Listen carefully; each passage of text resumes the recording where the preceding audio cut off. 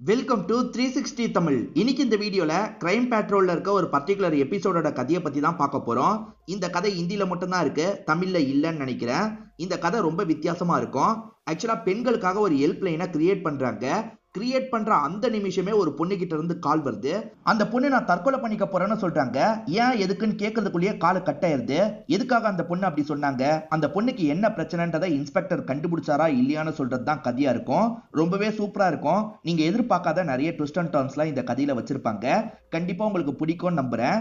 எக்ஸ்பிளனேஷனுக்குள்ள போறதுக்கு முன்னாடி வீடியோக்கு ஒரு லைக் போடுங்க. அது மூலியமா இந்த வீடியோ இன்னும் நிறைய பேர்கிட்ட கொண்டு போய் சேர்க்கப்படும். மேற்கொண்டு டைம் வேஸ்ட் பண்ணாம நம்ம நேரடியா எக்ஸ்பிளனேஷனுக்குள்ள போயிடலாம். எபிசோட ஸ்டார்டிங் சீனே தர்ஷன் ஒருத்தரை காட்டுறாங்க. இவருக்கு ஜோக்கர் மாதிரி யாரோ வரைஞ்சு விட்டுருக்காங்க. இப்ப போன் கால் வருது. அட்டன் பண்ணி பேசினா ஒரு லேடி வியர்டா பேசிட்டு இருக்காங்க. ரேவதி, நீ தானே விளையாட்டுக்கு இப்படி பண்றன்ற மாதிரிலாம் கேக்குறது. அந்த லேடி கதவை திறந்து வெளியே வர சொல்றாங்க போல. இவர் கதவை திறக்கிறாரு. பார்த்தா இவரோட முகத்துக்கு நேரம் யாரோ கண்ணாடியை வச்சிருக்காங்க. அப்பதான் இவரோட முகம் காமெடியா இருக்கிறது இவருக்கு தெரியுது. ஓஹோ, இதெல்லாம் உங்க வேலை தானா அப்படின்ற மாதிரி பொண்ணுங்க கிட்ட கோவப்படுறாரு. ஆக்சுவலா இவருக்கு 2 பொண்ணுங்க. ஒய்ஃப் பேர் தான் ரேவதியா இருக்கும். ரேவதி தான் இதை பண்றாங்கன்றத ஆல்மோஸ்ட் கண்டுபிடிச்சிருப்பாரு. நான் நீ பேசும்போதே கண்டுபிடிச்சிட்டேன்ற மாதிரிலாம் சொல்லிட்டாரு. இருந்தாலுமே ஏமாந்து வந்தீங்கல்ல, அதுதான் எங்களுக்கு தேவைன்ற மாதிரி 3 பேருமே இந்த இடத்துல சத்தமா சிரிச்சிட்டு இருக்காங்க. ஒரு வருஷம் கழிச்சு இன்ஸ்பெக்டரை நமக்கு காட்டுறாங்க. மீடியாட்கள் கிட்ட பேசுறதுக்காக தான் வந்திருக்காரு போல. பெண்களுக்காகவே ஸ்பெஷலா ஒரு ஹெல்ப் லைனை கிரியேட் பண்ணிருக்கோம், அதை பத்தி விழிப்புணர்வு ஏற்படுத்துறதுக்காக தான் வந்திருக்கோம், நீங்க இது எல்லாத்தையும் கவர் பண்ணுங்க அப்படின்ற மாதிரிலாம் சொல்லிட்டாரு. இப்ப பெண்களுக்கு எப்படிலாம் இது யூஸ் ஆகும்ன்றதா சொல்லிட்டு இருக்காரு. நிறைய லேடிஸ் இந்த விஷயத்தெல்லாம் கவனிச்சிட்டு இருக்காங்க. ஹெல்ப் லைன் நம்பர் இதுதான், இந்த நம்பரை நீங்க டெய்ல் பண்ணீங்கன்னா நாங்க எங்க இருந்தாலும் சரி வந்து ஹெல்ப் பண்ணுவோம் அப்படின்ற மாதிரிலாம் இவர் சொல்லிட்டு இருக்காரு. நமக்கு தர்ஷன் ஒருத்தரை காமிச்சு 2 பொண்ணுங்க இருக்க மாதிரி காமிச்சாங்கல்ல, அந்த மூத்த பொண்ணோட பேரு பிரீத்தி அப்படின்றது. பிரீத்தி ஒரு பஸ்ல வந்துட்டு இருக்கும் போது இந்த விஷயத்தெல்லாம் கவனிச்சிட்டு இருக்கா. ஹெல்ப் லைன் நம்பர் இதுதான், உங்களுக்கு டெஸ்ட் பண்ணி காட்டுறேன்ற மாதிரி இவரோட அசிஸ்டன்ட்டே கால் பண்ண சொல்லிட்டாரு. அவங்களுமே கால் பண்றாங்க. அந்த கால் வருதுன்னு இவர் அட்டன் பண்றாரு. ஆனா இந்த லேடி ஏன் கால் வரல சார், வேற யாரோ கால் பண்ணிருக்காங்க போலன்ற மாதிரி சொல்றாங்க. இவருமே யார் கால் பண்ணிருக்கான்ற மாதிரி அந்த பொண்ணு கிட்ட பேச ஆரம்பிக்கிறாரு. பார்த்தா யாரோட கால் கனெக்ட் ஆயிருக்குன்னா பிரீத்தியோட கால் தான் கனெக்ட் ஆயிருக்கு. சும்மா டெய்ல் பண்ணலாம் டெய்ல் பண்ணிருப்பாங்க, பார்த்தா கால் போயிருக்கு. உனக்கு என்ன பிரச்சனைமா சொல்லுன்ற மாதிரி கேட்கிறாரு. இந்த பொண்ணு எதுவுமே சொல்லாம வேகமா காலை கட் பண்ணிடுறாங்க. இதனால இன்ஸ்பெக்டர் திரும்பி இந்த பொண்ணுக்கு கால் பண்ணிட்டாரு. என்ன பிரச்சனைன்னு கேட்கிறாரு. இந்த பொண்ணுமே நான் தற்கொலை பண்ணிக்க போறேன், என் பிரச்சனையை சொன்னாலும் உங்களால காப்பாற்ற முடியாதுன்ற மாதிரி சொல்றா. இவ சட்டுன்னு இந்த மாதிரி சொல்லிட்டு காலை கட் பண்ணிட்டால. இதை மீடியாவை சேர்ந்து எல்லாருமே கவனிச்சிடுறாங்க. என்ன சார் ஒரு பொண்ணு தற்கொலை பண்ணிக்க போறேன்னு சொல்றா, நீங்க என்ன பண்ண போறீங்கன்ற மாதிரிலாம் கேள்வி கேட்கிறாங்க. கவலைப்படாதீங்க, நாங்க அந்த பொண்ணு எங்க இருந்தாலும் சரி தற்கொலை பண்றதுக்கு முன்னாடி காப்பாத்திடுவோன்ற மாதிரி இவர் சொல்றாரு. நிச்சயமா அந்த பொண்ணுக்கு ஹெல்ப் தேவைப்படுது, அதை சொல்றதுக்கு ஏன் தயங்குறான்னு தெரியல. அவ சுவிட்ச் ஆஃப் பண்ணிருக்கா, அந்த நம்பர் யாரோட நம்பர்ன்றதை சீக்கிரமா கண்டுபிடிங்கன்ற மாதிரி இவரோட அசிஸ்டன்ட் கிட்ட சொல்றாரு. அந்த அசிஸ்டன்ட் கேரக்டரா நான் எஸ்ஐன்னு சொல்றேன். இப்ப இந்த பொண்ணு நமக்கு காட்டுறாங்க. இந்த பொண்ணு இருக்காங்கல்ல, இப்ப ஓடிட்டு இருக்க பஸ்ல இருந்து குதிக்கலாம்னு யோசிக்கிறாங்க போல. இப்ப இவங்க குதிக்கிறதுக்காக அந்த முனையில வந்து நிக்கிறாங்க. இப்ப குதிக்கலாம் நினைக்கும் போது இவங்க சில விஷயங்களை யோசிச்சு பாக்குறாங்க. அப்பதான் நமக்கு பிளாஷ்பேக்க காட்டுறாங்க. இவங்களும் இவங்களோட தங்கச்சியும் சேர்ந்த மாதிரி விளையாடிட்டு இருக்காங்க. விளையாடிட்டு இருக்கும் போது தங்கச்சி ஓடுறா, இவங்க பிடிக்கிறதுக்காக பின்னாடியே ஓடுறாங்க.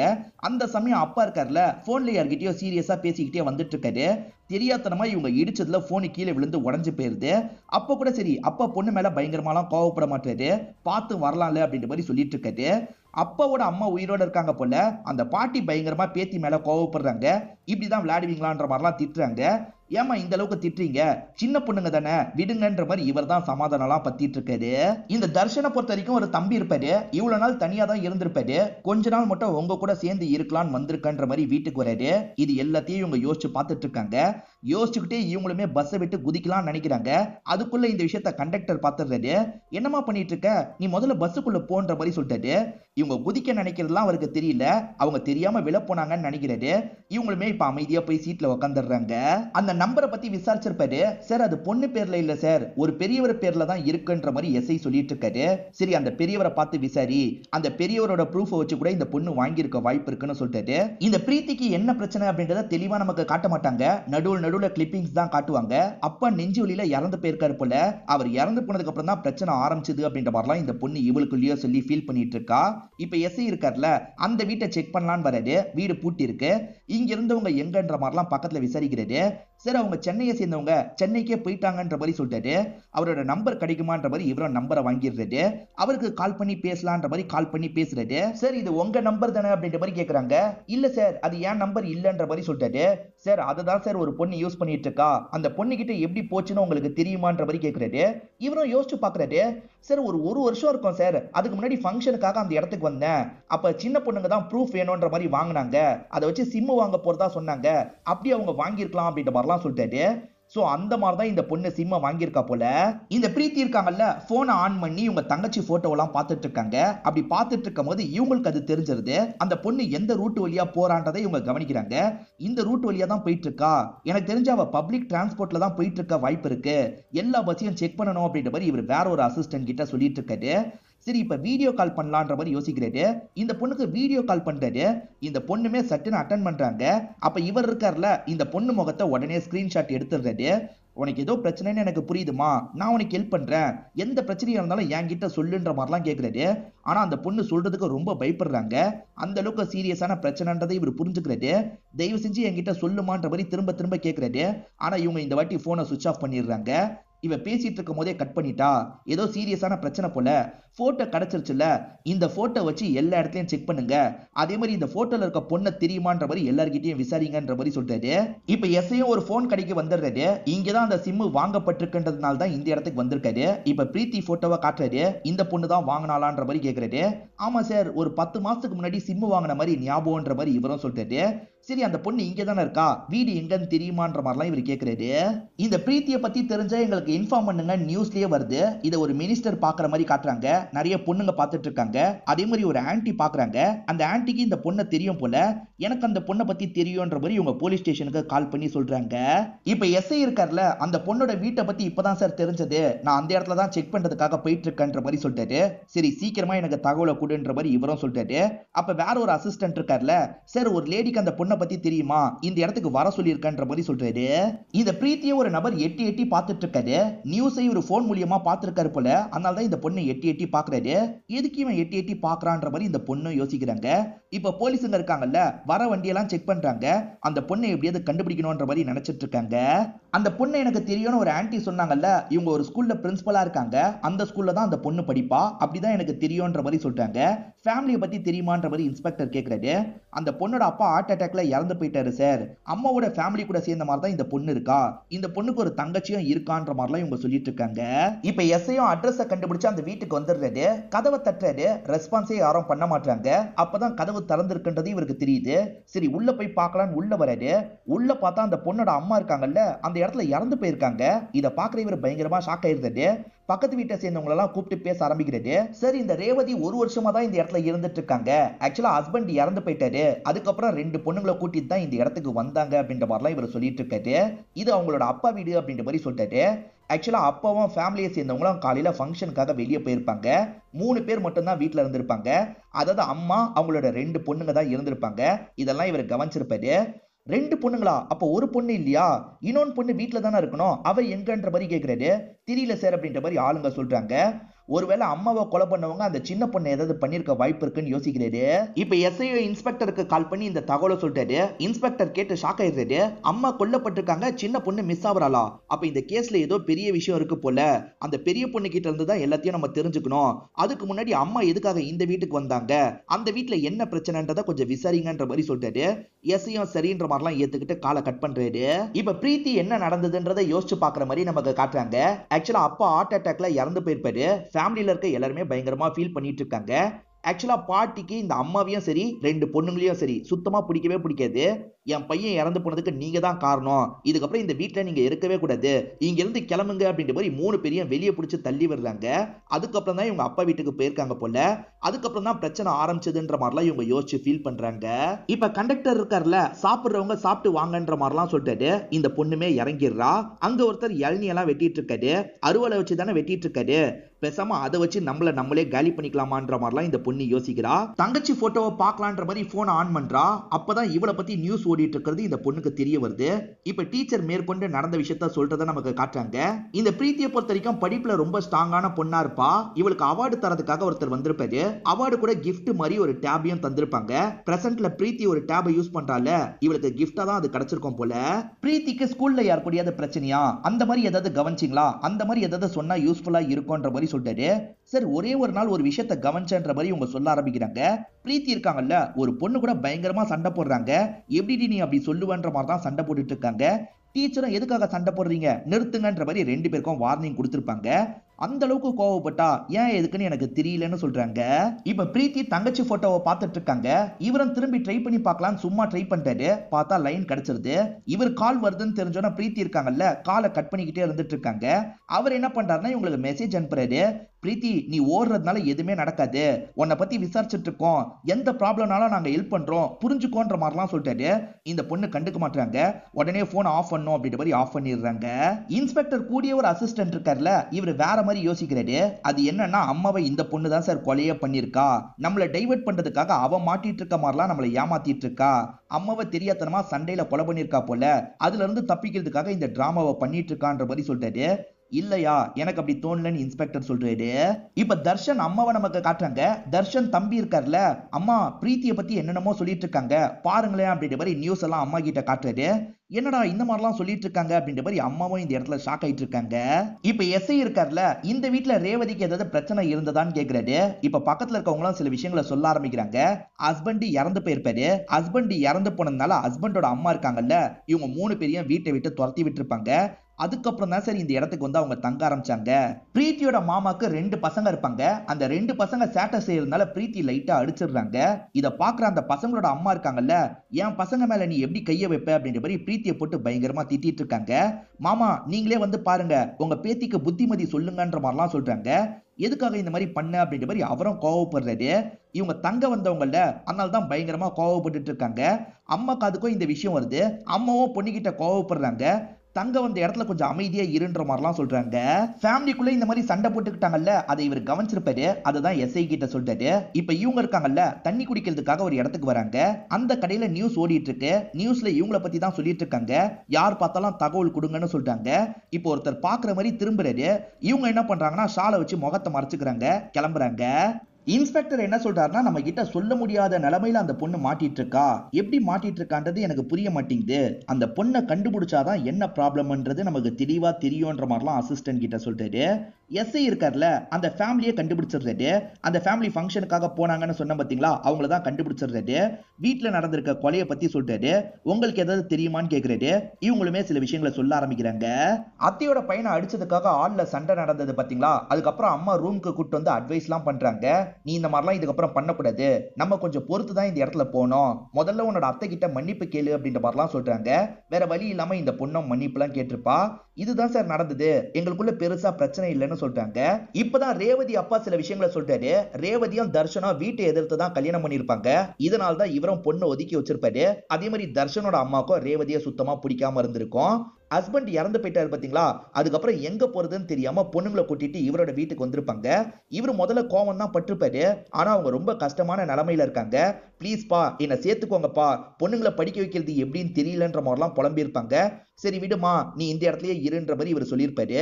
நான் தான் சார் படிக்க வைக்கிற செலவுல இருந்து எல்லாத்தையும் பாத்துக்கிட்டேன். நாங்க கிளம்புனதுக்கு அப்புறம் தான் ரேவதியை யாரோ ஏதோ பண்ணிருக்காங்க போல, சீக்கிரமா யாருன்னு கண்டுபிடிங்கன்ற மாதிரிலாம் இவர் சொல்லிட்டு இருக்காரு. இந்த பொண்ணு மறைஞ்சு மறைஞ்சு ஒவ்வொரு இடமா போயிட்டு இருக்காங்க. பிரீத்தி படிச்ச ஸ்கூல்ல பிரீத்திக்கு நெய்னான ஒரு ஃப்ரெண்ட் இருப்பா. இப்ப அந்த பொண்ணு கிட்ட பேசுறதுக்காக தான் அசிஸ்டன்ட் வந்திருக்காரு. எதுக்காக அன்னைக்கு வேற ஒரு பொண்ணு கூட அவ சண்டை போட்டா உனக்கு தெரியுமான்ற மாதிரி கேக்குறாரு. எனக்கு தெரியும் சார் அப்படின்ற மாதிரி இவங்களும் சொல்ல ஆரம்பிக்கிறாங்க. ஆக்சுவலா அவருக்கா பாத்தீங்களா, இவங்க அம்மாவை கொஞ்சம் கிண்டல் பண்ற மாதிரி பேசியிருப்பா. என் அம்மாவை பத்தியா பேசுற அப்படின்ற மாதிரி தான் இவ சண்டைக்கு போயிருப்பா. அப்படிதான் சண்டை நடந்திருக்கும். அந்த டீச்சர் வந்து தடுத்துலாம் விட்டுருப்பாங்க. சரி இந்த பிரச்சனையை விடு, இதை தாண்டி பிரீத்திக்கு ஏதாவது பிரச்சனை இருந்ததா, உங்ககிட்ட ஷேர் பண்ணிருக்காளா சொல்லுன்ற மாதிரிலாம் கேக்குறாரு. இந்த பொண்ணு ஷேர் பண்ணிருக்கான்ற மாதிரி ஒரு விஷயத்த தயங்கி தயங்கி சொல்ல ஆரம்பிக்கிறாங்க. எஸ்ஐ இருக்கார்ல, தர்ஷன் அம்மாவை பார்க்கறதுக்காக வீட்டுக்கு வந்துடுறாரு. அந்த இடத்துல தான் தம்பியும் இருக்காரு. ஆக்சுவலா இவர் தம்பி மேல சந்தேகப்படுறாரு, அம்மா மேலேயும் சந்தேகப்படுறாரு. தர்ஷன் இறந்து போயிட்டா தம்பிக்கு சொத்து வரும்ல, அதுக்காக கூட அம்மாவும் தம்பியும் சேர்ந்து இப்படி பண்ணிருக்க வாய்ப்பு இருக்குன்ற மாதிரிலாம் யோசிக்கிறாரு. ஹார்ட் அட்டாக் வரல, நீங்க தான் அதை வர வச்சிருக்கீங்க, உண்மைதானன்னு கேக்குறாரு. சார் அந்த மாதிரிலாம் இல்லைன்ற மாதிரி சொல்றாங்க. ஸ்டார்டிங்ல இருந்தே அம்மாக்கு அண்ணிய பிடிக்காது, என் அண்ணன் இறந்து போனதை சாக்கா வச்சு வீட்டை விட்டு துரத்தி விட்டுட்டாங்க, அவ்வளவுதான். சொல்ல போனா என்னோட அண்ணனுக்கு வேற ஒருத்தர் கூட தான் பிரச்சனைன்னு சொல்லிட்டாரு. ஆக்சுவலா ஒரு மினிஸ்டர் எம்எல்ஏ சீட்டு வாங்கி தரேன், காசு நிறைய தானு கேட்டிருப்பாரு. இவரும் நிறைய காசெல்லாம் தந்திருப்பாரு. சீட்டை எப்பதான் தருவீங்கன்ற மாதிரி தொல்லை பண்ணிக்கிட்டே இருந்திருப்பாரு. இது விஷயமா தான் அவர் பதட்டமா போன்ல எல்லாம் பேசியிருப்பாரு. அவர் கடைசி வரைக்கும் சீட்டே தரல சார், என் அண்ணா அதுக்குள்ள இறந்து போயிட்டாரு அப்படின்ற மாதிரிலாம் சொல்றாரு. எம்எல்ஏ சீட்டு வாங்கி தரேன்னு சொன்ன மினிஸ்டரை நமக்கு காட்டுறாங்க. பிரீத்தி விஷயம் வைரலா போயிட்டு இருக்கு பாத்தீங்களா, இதை பார்த்து ரொம்ப பயப்படுறாரு. என்ன இப்பெல்லாம் நடந்துட்டு இருக்குன்ற மாதிரி போன்ல யார்கிட்டயோ பேசுறாரு. இவர் யார்கிட்ட பேசுறாருன்னு கிளியரா நமக்கு தெரியல. பிரீத்தியை எல்லாருமே தேடிட்டு இருக்காங்கல்ல, அதனால பிரீத்தியும் ஒரு அபார்ட்மெண்டோட மாடிக்கு போயிடலான்ற மாதிரி வேகமா மாடிக்கு வந்துடுறாங்க.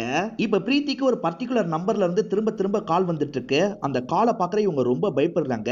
பிரீத்தி கிட்ட டேப் மட்டும் இருக்கிற மாதிரி காமிச்சாங்கல்ல, டேப் மட்டும் இல்ல, இன்னொன்னு போனும் இருக்குன்ற மாதிரி நமக்கு காட்டுறாங்க.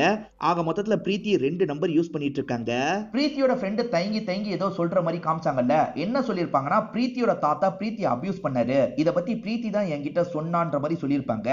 சோ தாத்தா கிட்ட திரும்ப விசாரணை பண்ணோம் அப்படின்ற மாதிரி இவங்களுமே யோசிக்க ஆரம்பிக்கிறாங்க. போலீஸுங்க இன்னமும் பஸ் எல்லாம் செக் பண்ணிட்டு இருக்காங்க. அந்த மாதிரி பிரீத்தி வந்த பஸ்ஸை செக் பண்றாங்க. சரி, இந்த பொண்ணு இங்கதான் சார் இருந்தா, ஆனா வழியில ஒரு இடத்துல வண்டியை நிறுத்தணும், திரும்பி அந்த பொண்ணு ஏறவே இல்ல சார், நாங்களும் வெயிட் பண்ணி பார்த்துட்டு கிளம்பிட்டோம் அப்படின்ற மாதிரிலாம் சொல்லிட்டு இருக்காங்க. இப்பதான் பிரீத்தி தங்கச்சியை நமக்கு காட்டுறாங்க. யாரோ சிலர் ஒரு இடத்துல இந்த பொண்ணை லாக் பண்ணி வச்சிருக்காங்க போல. இந்த பொண்ணு காயப்பட்ட மாதிரி கிடக்குறா. இப்ப தாத்தா கிட்ட விசாரணை பண்றதுக்காக வந்துடுறாங்க. இந்த மாதிரி ஒரு பொண்ணு கிட்ட பிரீத்தி ஷேர் பண்ணிருக்கா, பேத்தின்னு கூட பார்க்காம அபியூஸ் பண்ணிருக்கீங்க அப்படிதானன்ற மாதிரி இந்த எஸ்ஐ கேக்குறாரு. சார் அந்த மாதிரிலாம் எதுவுமே கிடையாது சார், அவ பொய் சொல்லியிருக்கா அப்படின்ற மாதிரி இவரும் சொல்றாரு. ஆமா சார், என்னோட மாமா அப்படிலாம் பண்ணிருக்க மாட்டாரு, அவ பொய் சொல்ற டைப் தான், அவளோட கேரக்டரே சரியில்லைன்ற மாதிரி இவங்க சொல்றாங்க. ஆக்சுவலா இந்த பிரீத்தி இருக்கா பாத்தீங்களா, 2-3 பசங்க கூட மாத்தி மாத்தி சுத்திட்டு இருக்கிறத அம்மா கவனிச்சிருப்பாங்க. நீ ரொம்ப கெட்டு போயிட்ட, அன்னைக்கு ஒரு பையன் கூட சுத்திட்டு இருந்த, இன்னைக்கு பாக்குறேன் வேற ஒரு பையன் கூட சுத்திட்டு இருக்க, உனக்கு என்னதான் ஆச்சு அப்படின்ற மாதிரி அடிக்கலாம் செஞ்சிருப்பாங்க. இது எல்லாத்தையும் இந்த அத்தை கவனிச்சிருப்பாங்க. இதுதான் நடந்தது அப்படின்ற மாதிரி இவர்கிட்ட சொல்லிட்டு இருக்காங்க. என்ன அந்த பொண்ணோட கேரக்டரையே தப்பா சொல்றாங்கன்ற மாதிரி எஸ்ஐயும் யோசிக்கிறாரு. அந்த பொண்ணோட டவர் ரேஞ்ச் எங்க கடைசியா காட்டுதோ அந்த இடத்துல செக் பண்ணி பாருங்கன்ற மாதிரி இன்ஸ்பெக்டர் ஆளுங்க கிட்ட சொல்லிட்டாரு. சரின்ற மாதிரி ஆளுங்க ஏத்துக்கிறாங்க. இன்ஸ்பெக்டரும் அந்த இடத்தை நோக்கி தான் போயிட்டு இருக்காரு. இப்ப ஆளுங்க இருக்காங்க பாத்தீங்களா, இந்த பொண்ணை எங்கேயாவது பாத்தீங்களா அப்படின்ற மாதிரி விசாரிச்சுட்டு இருக்காங்க. அப்படி விசாரிச்சுட்டு இருக்கும் போது ஒருத்தர் அபார்ட்மெண்ட் குள்ள போறத பார்த்தன்ற மாதிரி சொல்றாரு. அந்த இடத்துல செக் பண்றதுக்காக போனோன்ற மாதிரி இவங்களும் வேகமா போக ஆரம்பிக்கிறாங்க. இவங்க வந்து பார்க்கும் போது அந்த இடத்துல அந்த பொண்ணை காணோம். டேபை உடைச்சு போட்டு வச்சிருக்கிறது இவங்களுக்கு தெரியுது. அதுல ஏதாவது கிடைக்க வாய்ப்பு இருக்கு, அதை ஓபன் பண்ண முடியுதா பாருங்கன்ற மாதிரி ஆளுங்க கிட்ட இன்ஸ்பெக்டர் சொல்றாரு. இப்பதான் எஸ்ஐ கிட்ட இருந்து கால் வருது. எஸ்ஐ சேகரிச்ச தகவலை பத்தி சொல்றாரு. அதே மாதிரி அவகிட்ட ஒரு போன் இல்ல சார், 2 போன் இருந்திருக்கு, சீக்கிரட்டா இன்னொன்னு போனை வச்சிருந்திருக்கா, ஒரு பையன் மூலியமா தெரிஞ்சதுன்னு பிளாஷ்பேக்க சொல்றாரு. ஆக்சுவலா அத்தை பசங்களா 2 பசங்க இருந்தாங்கல்ல, அதுல ஒரு பையன் தான் இந்த விஷயத்த சொல்லியிருப்பான். நீ எப்ப கவனிச்சன்ற மாதிரி கேக்குறது. இந்த பையனுமே கவனிச்ச விஷயத்த பத்தி சொல்றான். அவங்க யாருக்குமே தெரியாம ஏதோ ஒருத்தர் கிட்ட போன்ல பேசிட்டு இருக்காங்க. அப்பன்னு பார்த்து இந்த பையன் வந்து இந்த போனை பாத்துருவான்.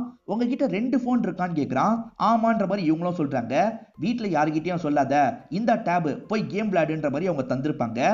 சோ வீட்டுக்கு தெரியாம அவங்க ஒரு போனை யூஸ் பண்ணிருக்காங்கன்றது தெரிய வருது. ஆக்சுவலா சொந்தக்காரரோட ப்ரூஃப் வாங்கினாங்கல்ல, அதுல இருந்து 2 சிம் வாங்கியிருக்காங்கன்றது உங்களுக்கு தெரிய வருது. அந்த 2வது நம்பர் ஆன்ல இருக்கிறதோ உங்களுக்கு தெரிய வருது. அது ஆன்ல இருக்கிறத வச்சு ட்ராக் பண்ணலாம்ல, ட்ராக் பண்ணுங்கன்ற மாதிரிலாம் இவர் சொல்லிட்டு இருக்காரு. ஆளுங்க ட்ராக் பண்ணி தகவல் கொடுத்துட்டு இருக்காங்க. அந்த இடத்துக்கு நம்ம போனோன்ற மாதிரி சொல்லிட்டாரு. இப்ப இவங்க இருக்காங்கல்ல, வேற ஒரு அபார்ட்மெண்டோட டாப்புக்கு வந்துடுறாங்க. இந்த பொண்ணோட அம்மா கொல்லப்பட்டிருக்காங்க, தங்கச்சி காணாம போயிருக்காங்கன்றத பத்தி எல்லாம் நியூஸ்ல சொல்றாங்க. இதெல்லாம் பார்த்து இந்த பொண்ணு பயங்கரமா ஃபீல் பண்ணிட்டு இருக்கா. இப்ப ஆளுங்க வர மாதிரி சவுண்ட் கேக்குது. என்ன ஆளுங்க வர மாதிரி சவுண்ட் கேக்குதுன்னு நிமிந்து பாக்குறா. அப்பதான் போலீஸுங்கெல்லாம் வரது தெரியுது. கண்டுபிடிச்சு வந்துட்டாங்க போலன்ற மாதிரி இந்த பொண்ணு யோசிக்கிறா. பக்கத்துல வராதீங்க, நான் குதிச்சிருவேன்ற மாதிரிலாம் சொல்லிட்டு இருக்கா. அவசரப்பட்டு குதிச்சிடாத, நாங்க ஹெல்ப் பண்றோம் புரிஞ்சுக்கோன்ற மாதிரிலாம் இன்ஸ்பெக்டர் பேசி பாக்குறாரு. உங்களால ஹெல்ப் பண்ண முடியாது, என் தங்கச்சியை மட்டும் எப்படியாவது காப்பாத்திருங்க, அதுவே எனக்கு போதும்ன்ற மாதிரி சொல்லிட்டாங்க. இப்ப சட்டுன்னு குதிச்சிடுறாங்க. அவசரப்பட்டு குதிச்சிட்டாலே அப்படின்ற மாதிரி எல்லாருமே ஷாக்கிங்கா பாக்குறாங்க.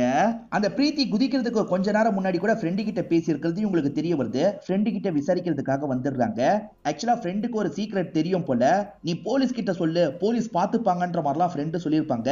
இல்லடி அதெல்லாம் வேலைக்கு ஆகாது, நான் சாக தான் போறேன்ற மாதிரிலாம் பிரீத்தி சொல்லியிருப்பாங்க. அப்படி என்ன விஷயமா நீ சொல்லுன்ற மாதிரி கேட்கிறாரு. இவங்களுமே சொல்லிடலான்ற மாதிரி விஷயத்த சொல்றாங்க. இது தெரிஞ்சோன்னா போலீஸ்க்கு குற்றவாளி யாருன்றது தெரிஞ்சிருது. இப்ப குற்றவாளி அமக்கிறதுக்காக ஒரு வீட்டுக்கு வராங்க. கதவை தட்டுறாங்க. 2-3 பசங்க கதவை திறக்கிறாங்க. இவங்க சட்டுன்னு அந்த 2-3 பசங்களை லாக் பண்றாங்க. அந்த வீட்டை நல்லா செக் பண்ணி பாக்குறாங்க. அப்பதான் அந்த வீட்டுல தங்கச்சி லாக் செய்யப்பட்டிருக்கிறது இவங்களுக்கு தெரிய வருது. தங்கச்சியை காப்பாத்திடுறாங்க. அந்த பிரீத்தி குதிச்ச மாதிரி நமக்கு காமிச்சாங்கல்ல, ஆனா பிரீத்தி இறந்து போயிருக்க மாட்டாங்க. பிரீத்தி குதிக்க வாய்ப்பு இருக்குன்னு தெரிஞ்சு இவங்க வலையெல்லாம் கொண்டு வந்திருப்பாங்க. பிரீத்தி குதிக்கும் போது கரெக்டா வலையை அந்த இடத்துல கொண்டு வந்திருப்பாங்க. லைட்டா காயம் மட்டும் தான் பட்டிருக்கும். இப்ப பிரீத்தி உங்களோட கஸ்டடியில தான் இருக்காங்க. தங்கச்சியை காப்பாத்தி இந்த இடத்துக்கு கூட்டு வராங்கல்ல, தங்கச்சி நல்லபடியா இருக்கிறத பார்த்து பிரீத்தியும் ரொம்ப சந்தோஷப்படுறாங்க. பிரீத்தி, உன் ஃப்ரெண்டு மூலியமா எல்லாமே எங்களுக்கு தெரிஞ்சிருச்சு, உன் வாயால நடந்த விஷயத்த சொல்லுன்ற மாதிரி கேட்க ஆரம்பிக்கிறாங்க. பிரீத்தி தாத்தாவோட வீட்டுக்கு வந்து படிக்க ஆரம்பிச்சாங்கல்ல, அப்பத்துல இருந்து தான் பிரச்சனை ஆரம்பிச்சிருக்கும். இவங்க கூட யாருமே சரியாவே பேச மாட்டாங்க. அத்தை எப்ப பாரு சிடு சிடுன்னு இருந்துகிட்டே இருப்பாங்க. இந்த மாதிரி சமயத்துல தான் இவங்களுக்கு டேப் கிடைச்சிருக்கும். இவங்களுமே சொந்தக்கார அங்கிள் மூலியமா இவங்க சிம் எல்லாம் வாங்கியிருப்பாங்க. அந்த சிம்மை போட்டு இவங்க போன் மாதிரிலாம் யூஸ் பண்ணிட்டு இருந்திருப்பாங்க. அப்பதான் சோசியல் மீடியா மூலியமா ஒரு நபர் பழக ஆரம்பிச்சிருப்பாரு. அவரு ரொம்ப ஆறுதல் சொல்ற மாதிரிலாம் பேசுறாரு. இவங்களுக்கு அவரை பிடிக்க ஆரம்பிச்சிருது. அவர் கூட க்ளோஸா சாட்லாம் பண்ணிட்டு இருக்காங்க. அவன் பேரு சந்தீப்னு வச்சுப்போம். அந்த சந்தீப் இருக்கான்ல, நம்ம வெளியே போலான்ற மாதிரி கார் எடுத்துட்டு வந்துடுறான். இவங்களுமே நம்பி அவன் கூட வராங்க. இவங்க கார்ல ஏறணும்னா சட்டுன்னு 2-3 பேர் அந்த கார்ல வந்துடுறாங்க. 3 பேர் சேர்ந்து இந்த பொண்ணு கிட்ட தப்பா நடந்துடுறாங்க. அதை வீடியோ வேற எடுத்து வச்சிடுறாங்க. இந்த விஷயத்த வெளியே சொன்னு வச்சுக்கோ, வீடியோ லீக் ஆயிடும்ன்ற மாதிரி மிரட்டுறாங்க. நாங்க சொல்லும் போதெல்லாம் வரணும், சொல்றவங்க கூட எல்லாம் நீ அட்ஜஸ்ட் பண்ணி நடந்துக்கணும் அப்படின்ற மாதிரிலாம் இந்த பொண்ணை மிரட்ட ஆரம்பிப்பாங்க. அவங்க தான் அந்த போனை தந்திருப்பாங்க போல. இவங்க மறைஞ்சு மறைஞ்சு போன்ல எல்லாம் பேசிட்டு இருந்திருப்பாங்க. அவனுங்க இருக்காங்கல்ல, ஒரு மினிஸ்டர் கிட்ட எல்லாம் இந்த பொண்ணை ஒன்னா இருக்க வைக்கிறாங்க. மினிஸ்டர் கிட்ட இருந்து நிறைய காசெல்லாம் வாங்கிக்கிறாங்க. அந்த பொண்ணு சொன்னா எனக்கு பிரச்சனைன்னு மினிஸ்டர் சொல்லியிருப்பாரு. மினிஸ்டர் யார்கிட்டயோ பேசின மாதிரி காமிச்சாங்கல்ல, இந்த பசங்க கிட்ட தான் பேசியிருப்பாரு. வேற வேற பசங்க கிட்ட இவங்க பேசிட்டு இருக்கிறத அம்மா பாக்குறாங்கல்ல, பொண்ணு தப்பான வழியில போறான்ற மாதிரி யோசிக்கிறாங்க. ஆனா இவங்களால உண்மையை சொல்ல முடியாதுல்ல, அதனால அம்மா கிட்ட என்னென்னமோ சொல்லி சமாளிச்சுக்கிட்டே இருப்பாங்க. இதெல்லாம் நடந்துட்டு இருக்கும் போது தாத்தா இருக்காருல, இவங்க கிட்ட தப்பாலாம் நடந்துக்க ட்ரை பண்ணிட்டாரு. இவங்க இதை பத்தி அம்மா கிட்ட சொல்லலாம் நினைக்கிறாங்க. ஆனா அம்மா சுத்தமா நம்பவே மாட்டாங்க. என்ன உன்னோட பேத்தி என்ன பத்தியே தப்பா சொல்றான்ற மாதிரி அம்மா கிட்ட தாத்தாவும் டிராமா பண்றாரு. என்னைக்கும் நம்மளால வெளியே சொல்ல முடியாது, சொன்னா வீடியோ வெளியாயிடும் அப்படின்ற மாதிரி இந்த பொண்ணு ரொம்ப பயந்துருப்பாங்க. அம்மா கிட்டயும் தங்கச்சி கிட்டயும் வெளியே வேலை இருக்குன்ற மாதிரி கிளம்பி இருப்பாங்க. போற வழியில நம்ம எங்கேயாவது இறந்து போயிடலான்ற மாதிரிலாம் யோசிச்சிருப்பாங்க. அப்பதான் தெரியாதனமா இன்ஸ்பெக்டருக்கு கால் பண்ணி பேசியிருப்பாங்க. இந்த சைடு எஸ்ஐ இருக்கார்ல, சந்தீப்பையும் ஃப்ரெண்ட்ஸையும் போட்டு பயங்கரமா அடிக்கிறாரு. என்னெல்லாம் பண்ணீங்கன்ற மாதிரி கேட்கிறாரு. இன்ஸ்பெக்டர் பேசினார் பாத்தீங்களா, அந்த ப்ரோக்ராமை இந்த சந்தீப்ப லைவ்ல பார்த்திருப்பான். பிரீத்தி தான் கால் பண்ணாங்கன்றது இவனுக்கு தெரிஞ்சிரும். அச்சோ பிரீத்தி சொல்லிட போறா அப்படின்ற மாதிரி இவனுக்கு லைட்டா பயம் வந்திருக்கும். பிரீத்தியை மிரட்டணுன்ற மாதிரி தான் இவனும் வீட்டுக்கு வந்திருப்பான். வீட்டுல அம்மாவும் தங்கச்சியும் தான் இருந்திருப்பாங்க. தள்ளு முள்ளுல அம்மாவை இவங்க சாவடிச்சிருப்பாங்க. தங்கச்சியை தூக்கிட்டு போயிடுவாங்க. தங்கச்சியை வச்சு பிரீத்தியை மிரட்டலான்ற மாதிரி நடுவுல கால் பண்ணிருப்பான். இவன் காலை பார்த்து தான் பிரீத்தி பயப்படலாம் செஞ்சிருப்பாங்க. அப்பா கூட இருந்த வரைக்கும் இவங்களுக்கு எந்த ஒரு பிரச்சனையும் வந்திருக்காது. அப்பா இறந்ததுக்கு அப்புறம் இந்த வீட்டுக்கு வந்தாங்கல்ல, அப்பதான் பிரச்சனை ஆரம்பிச்சு இவ்வளவு நடந்திருக்கும். இதெல்லாம் நினைச்சு இவங்க பயங்கரமா ஃபீல் பண்ணிட்டு இருக்காங்க. இதோட இந்த கதையை நமக்கு முடிச்சிடுறாங்க. இந்த கதையில வந்த ட்விஸ்ட் அண்ட் டர்ன்ஸ்லாம் உங்களுக்கு பிடிச்சிருக்கும்னு நம்புறேன். இந்த வீடியோ உங்களுக்கு பிடிச்சிருந்ததுன்னா லைக் பண்ணுங்க, கமெண்ட் பண்ணுங்க, மறக்காம 360 தமிழ் சேனலை சப்ஸ்கிரைப் பண்ணுங்க. தொடர்ச்சியா இந்த மாதிரி வீடியோக்கள் வந்துகிட்டே தான் இருக்கும்.